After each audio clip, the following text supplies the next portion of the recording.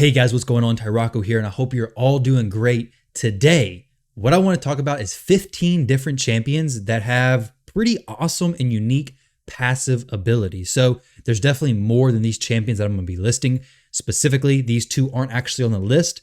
I couldn't actually say 17 because it just doesn't look as good for the title. But Coronar and Krisk are two champions that I would love to have for an arena defense. Krisk doing his passive where he does his shield, which most people know about, right? But then he does decreased defense and decreased attack when he's hit. So he places the decreased attack, decreased defense on the enemy, which is huge. But then you have Coronar, who counterattacks whenever an enemy attacks him who is under decreased attack or decreased defense or decreased speed. So if you have Coronar and Krisk, put them in your arena team. Try it out for me. I want to see how it works. Okay, I tried this out on someone else's account. It was a lot of fun. Put Krisk before Coronar in the order, so the enemy gets the decreased attack, decreased defense applied to them, assuming they don't have immunity. And then Coronar should start counterattacking, which when he counterattacks, it's a whole nother story. Super annoying ability, but those are just two bonus. Okay, so go ahead and try that out. Let me know what champions passives you really like, okay? Those two don't count in the 15. We got to make the video clickbait, make sense, compelling title. So here we go. These are the 15 champions. Also, guys, if you're not already subscribed to the channel, don't forget to hit that subscribe button. We're super close to 10,000 subscribers. I would be amazed if we could hit that before the end of the year. But number one, let's talk about Sepulchre Sentinel. Sepulchre Sentinel, I don't know how you say it, but hey, this chick right here, okay? So she's been out in the game for a little while. Very good abilities. A1 decreased attack.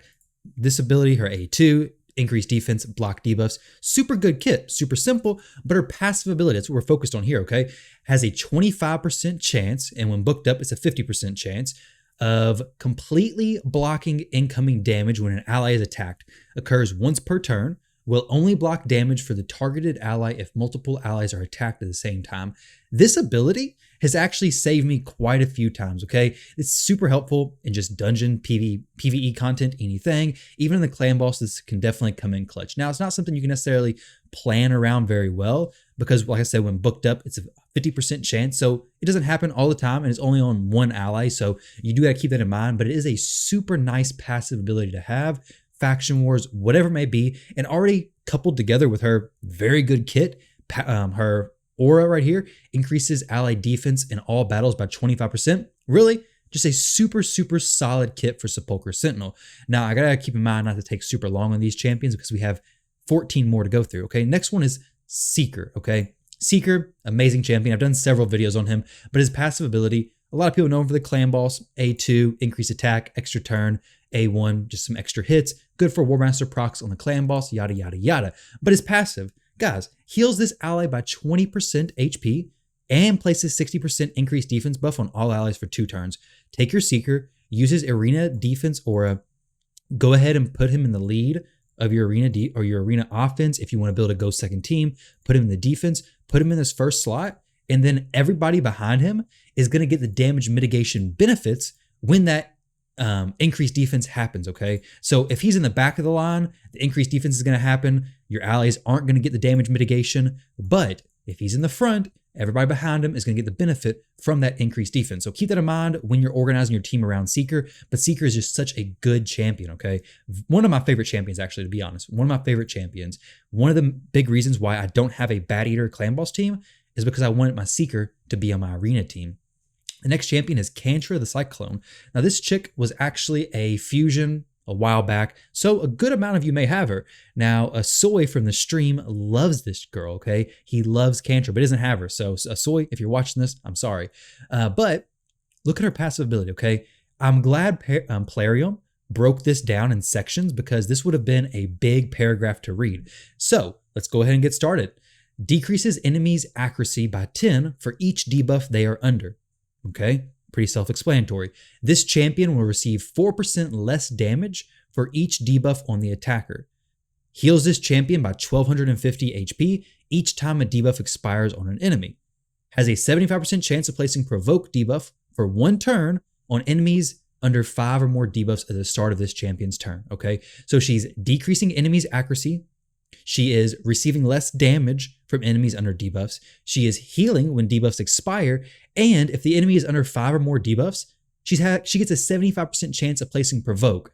She has such a good passive, and I didn't even mention this champion can place debuffs on weak hits. She can place debuffs, okay? So if you're attacking Spirit Affinity champions where she could get weak hits, typically you can't place debuffs during that condition, right?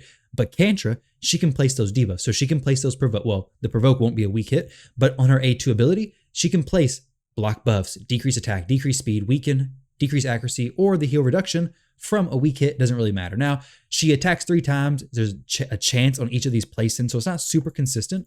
But if you can bring her in a team, maybe alongside something like a Stag Knight, Bad Alcazar, stacking up quite a bit of debuffs on the enemy, then you can get her to make the enemy have significantly less accuracy. You can make them do less damage to Kantra, heal her whenever the debuffs expire, and place Provoke, making her a very, very good tank. 18,000 HP, base HP, and 1,500 base defense. Definitely a champion very much worth looking into. Now, the next barbarian I want to talk about is Skytouch Shaman. So Skytouch is honestly a champion who I also love. I've done a few videos on her in the past as well, but her passive ability, for the longest time, I looked at this, I'm like, okay, she's placing decreased speed and fear on herself. Why do I even want to use her? But this champion, okay, so damages this, and she's damaging herself. Damages her by 10% of her max HP at the start of each turn. Doesn't sound good, right? Heals all allies except this champion, equal to half of the lost HP. That's her total lost HP, not the HP lost from that. Places 30% decreased speed on this champion for 1 turn at the start of each turn. Also, 50% chance of placing fear on this champion for 1 turn. If she places the fear or the decreased speed on herself, she still does the heal, okay? So she always does the heal, unless she kills herself. If she kills herself, she doesn't heal anybody. But if you put her in immunity set, she won't fear herself. If you have block debuffs on herself, she won't fear herself. But this heal is quite possibly what causes her to be one of the, if not the most consistent big healing champion in Raid. I mean, each turn, she's healing significant amounts of HP, especially if she's been damaged in a Go Second Arena team, whatever it may be. She's getting big heals, and it's very, very consistent every time she takes a turn. Plus, she brings the removes all debuffs, places block debuffs, and revival and death. Such a good champion. Now, she would be amazing for the Nether Spider. Unfortunately, her A1 ability is an AoE ability, so it's not great in that situation. But if that wasn't AoE, she'd be amazing. I use her a ton in the arena. She's good in general PvE content if you want to level her up as you're progressing. Very good support champion, very good at keeping your team alive if you need that. Just don't bring her against Agrith because she'll throw everything off when those little spiderlings counterattack you. Next, let's talk about Valkyrie, okay? Now this might be a quick one. Valkyrie is an amazing champion, super, super good for clan boss. I don't have her. I really want her. I really, really want a Valkyrie. This passive ability really levels the playing field against champions like Siphi, champions who place a lot of buffs. So this champion's turn meter will be increased by 10% each time an enemy champion places a buff. Enemy champions will have their turn meters decreased by 10% for each buff they receive. When you're going against an enemy Siphi, and the Siphi places 3 buffs on everybody, Valkyrie is decreasing their turn meter by 10% for each buff, so 30% overall, assuming you have enough accuracy. And that's basically allowing you to get a better chance of cutting in on them, getting your turn. So Valkyrie makes a perfect option for a Go Second Arena team. If I had Valkyrie, I would definitely have her in some of my arena teams, maybe either offense or defense. Either one, she works very, very well. But when you go against a Valkyrie in the arena, you have to keep in mind, okay, if I have Siphi, I might not be able to bring Siphi now. If I have an Arbiter, I want to make sure my team is very tightly speed tuned and nobody's going to get cut in on. But Valkyrie is a very good champion for disrupting the enemy's turn meter, whether it's reducing everybody's turn meter or just maybe reducing the debuffer's turn meter to where the debuffer is actually going after the nuker. And if you've ever had your nuke champion go before your debuff champion, you already know the damage is significantly less, right? So I've had Valkyries plenty of times reduce my Madame Sarah's speed to go after my Solus, and it just makes Solus hit like a wet noodle. Solus is amazing, but when the enemy has increased defense or whatever it may be, Solus just doesn't hit nearly as hard. Now, the next champion let's talk about is Master Butcher. Okay, so this champion's recently got more love this year, I feel like, than ever before. But Master Butcher, let's go ahead and find him wherever he's at. Super good champion. Now, this guy was brought to my attention by Dan Dragonis. If you're watching this video, Dan attacked a team with Master Butcher yesterday in the arena, was wondering why he one-shotted everybody and then Martyr revived. Obviously, Martyr doesn't have a res. The team didn't have a res except for Master Butcher. And we'll get to that in just 1 second. But here, he's basically a baby Vogoth as well. When attacked, heals all allies equal to the amount of damage taken. Now, there's a few things about this, okay? First off, if he dies, I don't think he heals at all. Second off, heals all, which I may be wrong about that one. I haven't actually tested that.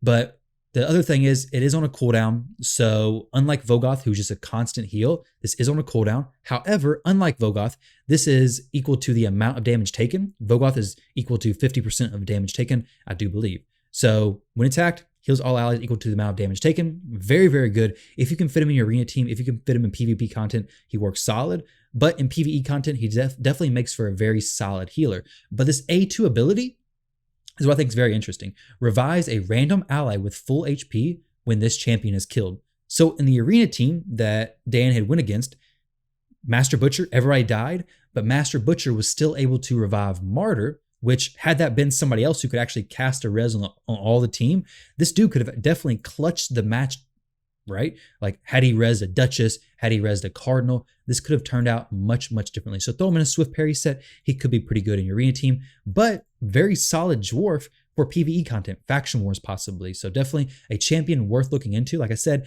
he's gotten more love this year, so definitely check out some videos on him. I know quite a few other content creators have made more in-depth videos on this guy.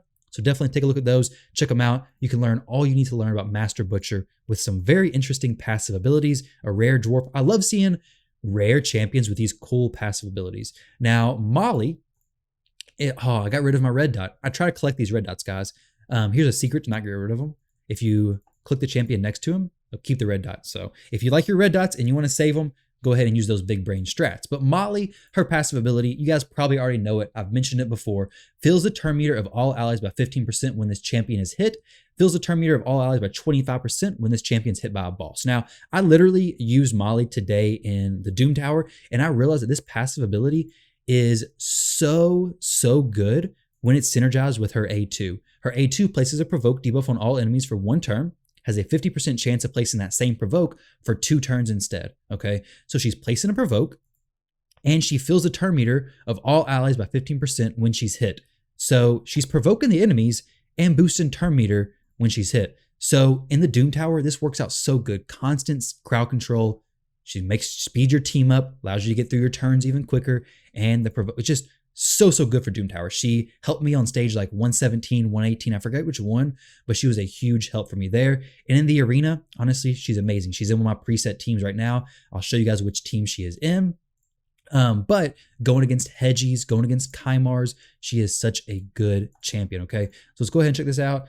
Molly in this team, Fast Hedgie or Kymar, and in my Kymar or Hedgie team right here as well. Very good champion if you're going against a team who has a Hedgie, has a Kymar, and you have the way to build around that to where when they hit you, you get turn meter boost, and then you can manipulate the turn order or whatever, so where your team goes and cuts in on them. She works out so good for that. And she's going to be supposedly in the life token system anyway, so if she still is, assuming all those graphics were correct, it's going to be super exciting seeing Molly in there, okay? Now, the next champion is also another dwarf. The dwarf is just packing some good passive abilities here, and that is Rockbreaker. Now, Rockbreaker's passive ability, 25% chance when booked up goes to 50% chance of decreasing damage inflicted on this champion by 50% each time this champion is attacked.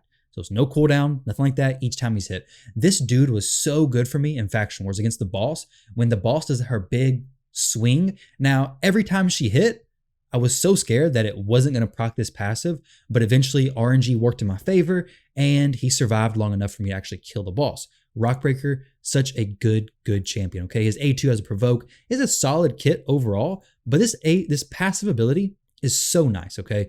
Definitely good HP, good defense. So he makes for a solid tank, especially when having this provoke. Super tanky when he actually does reduce the damage by 50%. But granted, this is RNG, so it may work sometimes flawlessly, it may be amazing, and sometimes you may not even know he has the passive, but either way, nonetheless, it is a very cool passive to have and works out very nice when it does proc.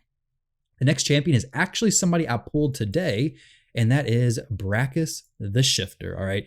Maybe you guys have seen the YouTube ads for Breckis, but Breckis, passive ability, passive effect, damage increase by 40% when this champion's HP drops below 40%, but this active effect, which is really cool, especially when paired with Lydia, because Breckis can hit hard, revives his champion with 20% HP when killed, immediately grants an extra turn. So, when he's revived with 20% HP, damage increases by 40% HP when this champion's HP drops below 40%. I assume he gets this benefit as well, but either way, he's going to revive, get his extra turn, and then I believe he just does this ability typically. One shot, whatever he does, I know he one-shots my team. It's nasty. I'm pretty sure this is the ability he does. One-shots my team. If the enemy has Lydia, blocks me from reviving that champion, and it works out very, very good. Breckis is a cool champion. Very cool passive. I do like this.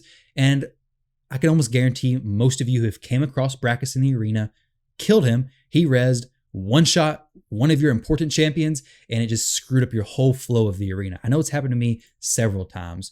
Next champion is another champion who I've talked about several times, and that is Sanlash Survivor. Now, Sanlash is actually quite opposite of Seeker as far as the positioning in the arena team, but Sanlash goes actually in the back of the arena team, okay? So Seeker, number 1 spot, Sanlash in number 4 spot. They work great together, so much damage mitigation, assuming the enemy doesn't place block buffs. If the enemy places block buffs on your team, then you're kind of screwed. But this ability places a 50% ally protection buff on all allies for 2 turns when any ally's HP drops below 50%.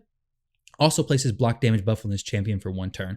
So it doesn't take a whole lot of explanation to see that if you're protecting all of your allies, then you're going to take a lot of damage. But if you have block damage, then you're taking 0 damage, okay? So a very, very good ability. Now, the downside to this is if she gets one shot, then she's not going to place it. The other downside is if they do so much damage where they just blow right through the ally protection, then it's not really going to matter, okay? I've definitely had that happen before where your team's not very tanky, the enemy just blows through it. This is kind of just forgot about, and it still procs, it just doesn't do that much. So this is a very good ability, especially if your team is a little bit more on the tanky side. If you have a Seeker plus Sanlash, then your team is going to be tanky. Maybe at the end of the video, I run that team. Just depends if we have time. The video is 18 minutes long, so let's go ahead and continue, and maybe we test it out if I have those champions built, but we'll see. But very good passive ability. She comes with a very good aura, very good A2, very good A1. Overall, Sanlash is one of the top tier champions in my opinion. Such a good champion, okay? A1 with the provoke, very good against Magma Dragon. A champion who I used to just kind of overlook, but here as of the last few months, maybe even the last year, I've really grown to like her quite a bit, especially with Seeker, another champion who I really, really like, if I haven't said that already. Now, Ironclad is another rare champion with a awesome passive ability. Now, I've done a video on Ironclad a while back as well, but when healed, will attack all enemies, inflicting damage proportional to any surplus heal. Damage inflicted is equal to 50% of any surplus heal. Okay, this dude is awesome. Ignore the big amounts of damage that he could deal. If you have him max HP, have somebody like Chaplain who can have some huge heals when the right conditions are met, or a Skytouch Shaman who heals a ton. If his HP is maxed, he's going to heal for the amount that he's healed extra, so 50% of the surplus heal. But besides that, if you have him in a stun set, if you have him in a provoke set, anything like that, he's going to apply those debuffs or have a chance to apply those debuffs to the enemy. If you put him in a stun set, plus run the mastery that is has a chance to place leech whenever placing stun, sleep, fear, provoke, I believe is what it is. Let's see right here. Has a 60% chance of placing leech for 1 turn when placing stun, sleep, fear, true fear, or freeze. If you run Ironclad in a stun set, day set, or provoke set, plus run that mastery, then you're going to be placing those crowd control effects on the enemies, plus you're going to be placing leech on the enemies as well. So having a champion like Ironclad in your team for Faction Wars could be a huge benefit for controlling the enemy, but also for placing leech so your other champions can get some good heals from them as well, okay? So Ironclad, top tier passive. I'm not going to talk about Vrask. Vrask, another amazing passive, but that's going to be making this list longer than what I originally wanted it to be. Okay, so the next champion is Inquisitor Chameleon. Now, this dude may have a huge boost upcoming with the Hydra clan boss, okay? Depending on if this ability works with the Hydra's fear, true fear or not, we'll see when the Hydra releases and everything. We'll have to test it out. But each critical hit fills this champion's turn meter by 7.5%, which is awesome. Whenever an ally receives a fear or a true fear debuff from an enemy, this champion will instantly remove the debuff and fill the ally's turn meter by 15%. So he's cleansing the debuff, boosting the ally's turn meter, which is amazing. If you see a Mashald in the arena, you know those true fears that are super annoying. Probably one of the biggest reasons why Mashald is so annoying in the arena. Well, guess what? Chamel doesn't even matter, okay? That Mashald, basically useless, okay? All those troops, well, no, Mashald's still amazing, but Chamel's going to take all those away, boost your ally's turn meter, and it's just going to be so nice, okay? Very, very, very solid champion. I do like Inquisitor Chameleon, especially on Dark Fae. I did use him a little while there. Dark Fae, Doom Tower rotation is a difficult boss as it is, but Chameleon does eat those fears, and it's very, very nice. So Inquisitor Chameleon, definitely an interesting champion. Hits super hard. Definitely a champion who, if you haven't looked into him yet, definitely worth looking into. I don't think I've done a video on him yet. If you guys want to see a video on him, I can definitely make one. But I know there's a lot of videos on Chameleon right now. Definitely worth looking into, like I said.